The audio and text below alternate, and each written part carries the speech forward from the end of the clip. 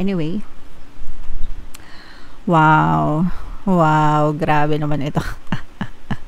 Hindi ko alam guys kung matutuwa kayo dito sa mensahe na to ng inyong partner o specific person, pero applicable to guys, or magre-resonate dito yung mga kapiksi natin na una, pwedeng LDR, kung LDR yung relationship nyo.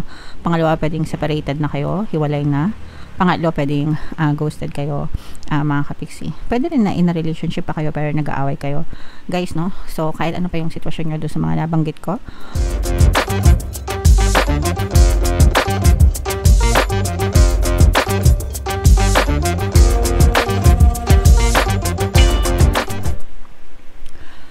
Hello guys, hello Cancer, welcome back to Pinoy Pixie Tarot. Ang pamagat ng episode natin for tonight is OOTM, Oracle of the Month, para ngayong August guys, para sa Cancer, Sun, Moon, Rising Sign, and Venus. Mayroon tayong tatlong set ng decks dito guys. Ito yung para sa spiritual message nyo, ito yung sa life messages, and ito naman yung sa love life mga kapiksi. So unahan natin yung spiritual message guys. Kung ano na lang yung makaresonate sa inyo, take that message, kasi hindi lahat ng mensahe ay magre-resonate sa inyo, mga kapiksi. So yung first message natin guys, wow, the ever unfolding rose cracked open. It's happening for you, not to you.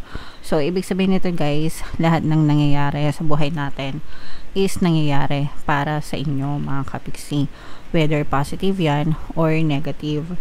Guys, win-win palagi yung situation natin, kasi una, pag negative yung nangyari sa atin, marami tayong natututunan doon, okay?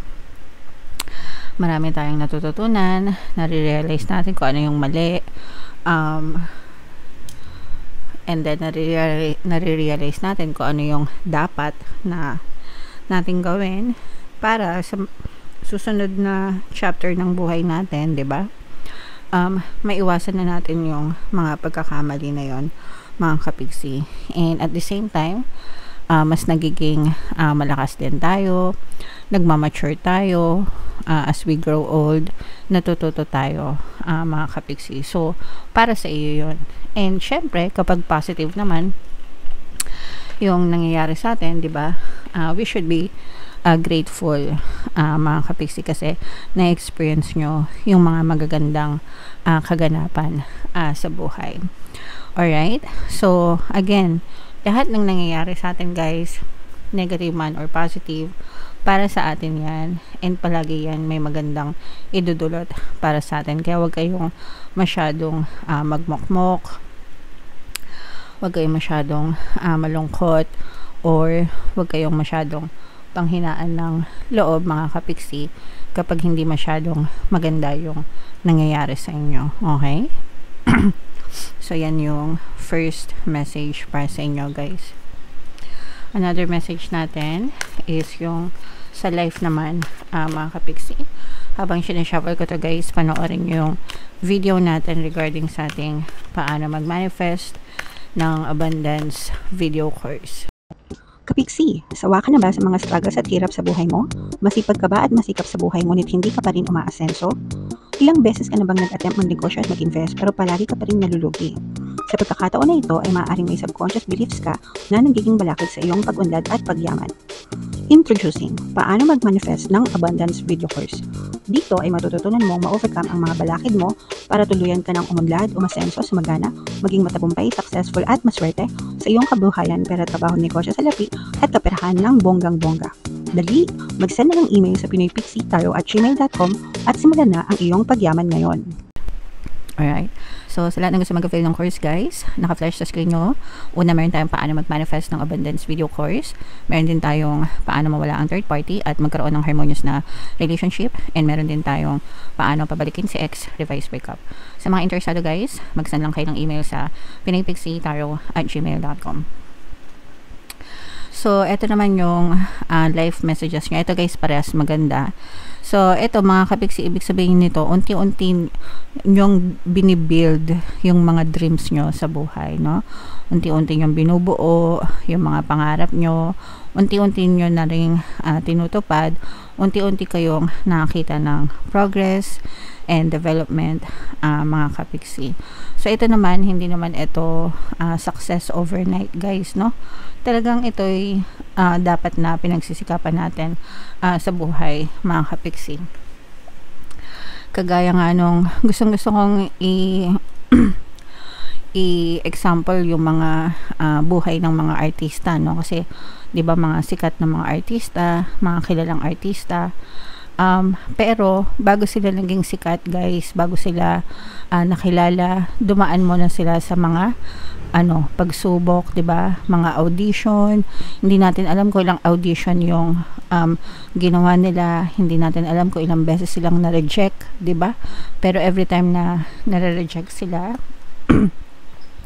okay lang, nag-aantay pa rin sila ng mga other opportunities, mga kapiksi, kasi hindi naman lahat ng artista nabibigyan ng break, hindi naman lahat nakakapasa sa audition, di ba?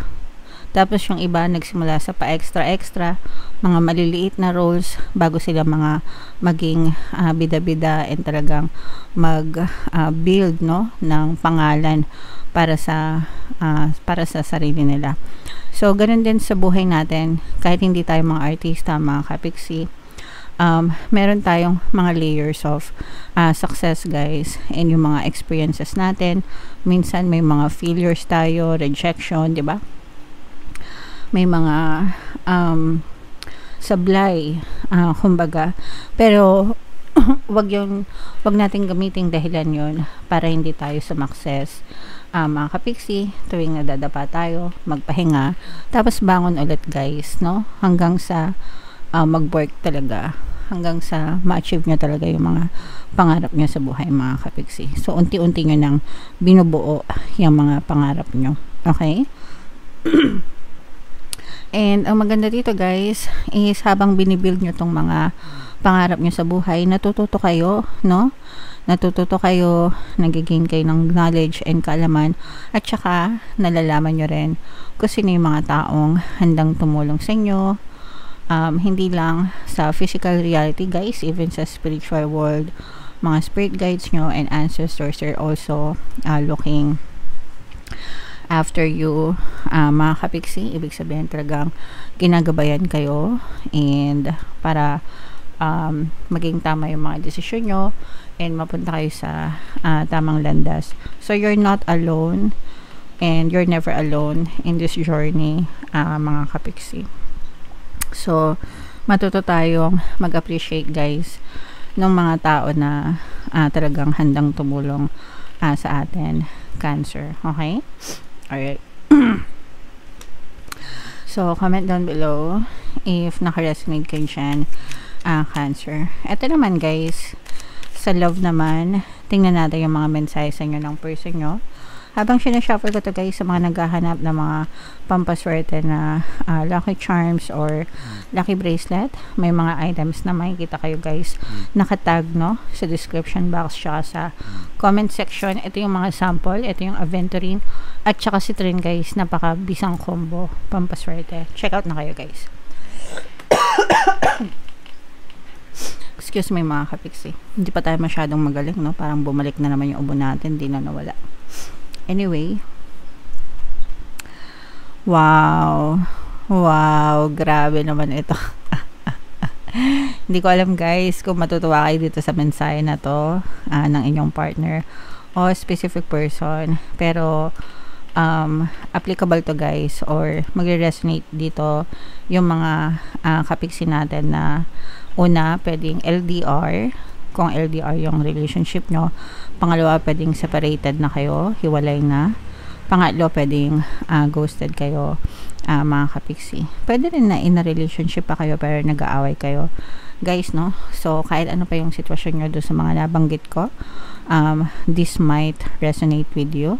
Babalik ako sa'yo. Huwag ka sanang magbabago. Okay? So, gusto ng person mo na pagbalik niya, kung ano ikaw na minahal niya, kung ano ikaw na minahal mo siya, sana ganun ka pa rin, mga kapiksi, sana ganun pa rin yung babalikan niya, guys. Okay?